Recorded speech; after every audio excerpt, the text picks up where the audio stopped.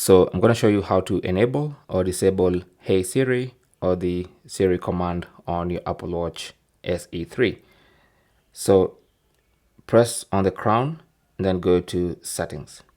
Under settings, you want to scroll down until you get to Siri. You want to tap on that and then choose the first option that says listen for Siri or Hey Siri. You want to choose either Siri or Hey Siri, or you can choose Hey Siri only, or you can turn it off.